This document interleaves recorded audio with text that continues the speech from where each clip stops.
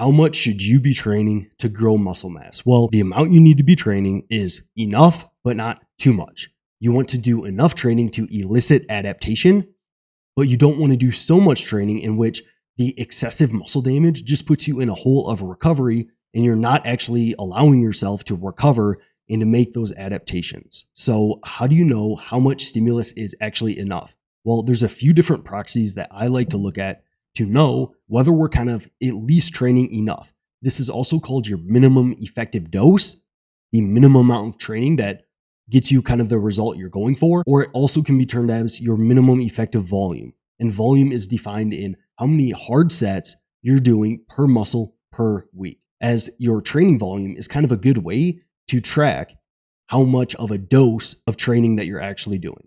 So a good way to find kind of your minimum effective dose is to look at a few different things. So one thing that I like to look at is just generally, did it cause any kind of following day soreness or fatigue? So if you did, 6 sets for your quads, did that cause you to feel any kind of fatigue the following day or any soreness the following day? If it did, that's probably at least one indication that you might have done at least enough to stimulate some muscle growth. Another thing I like to look at is how good were your pumps during that workout? Did you get a decent quad pump? If yes, then it's probably a good indication that you stimulated your quad. If no, then it's not necessarily an indication that you didn't stimulate your quads, but it's not necessarily an indication in the correct direction. And the third thing I like to look at is just the subjective rating of how difficult did that session feel? If it felt very easy, you got no pump and no following day fatigue or soreness, then I think that in most cases, that's probably a little bit below that minimum effective dose. And you could probably increase your volume, increase your dose just a little bit. But if you did get pretty good pumps, you got a little following day fatigue or soreness, and you also thought it felt moderately challenging, then I think that's a pretty good indicator that you did stimulate your muscle enough in that workout, and you probably were at that kind of threshold, that minimum effective dose. Now let's look at the flip side. How do we know if we have trained too much? How do we know if we've exceeded our maximum recoverable dose, or also called our maximum recoverable volume? Well, for this, I like to look at a few different indicators as well. Number one, I like to look at, was there any overlapping soreness? So if you trained your chest on Monday and it's still sore when you go to train it on Thursday, that is an indication that your chest just hasn't recovered from session to session, potentially indicating to you that you've done a bit too much and you're beyond your kind of maximum recoverable volume. Also, I like to look at your general performance. Is your performance decreasing? If your performance is going down, it could be a sign that you're under recovered and you're unable to maintain that performance, at least because your recovery is actually going down.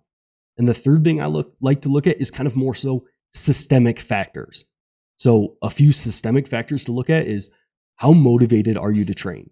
If you've kind of noticed your motivation to train has gone down quite a bit, that could be a sign that you are kind of over fatigued.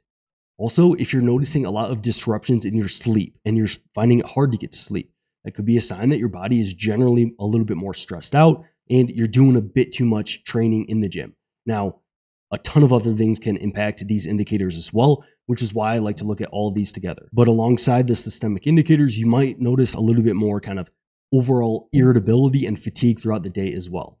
So if you're noticing decreased motivation, a little bit harder to get to sleep, you're noticing a little bit more irritability throughout the day, all those might suggest your body's just under a little bit too much stress right now and you're exceeding your maximum recoverable volume. But with any of these proxies, whether you're looking at your minimum effective dose or your maximum recoverable volume, I think it is very important to look at all of these together.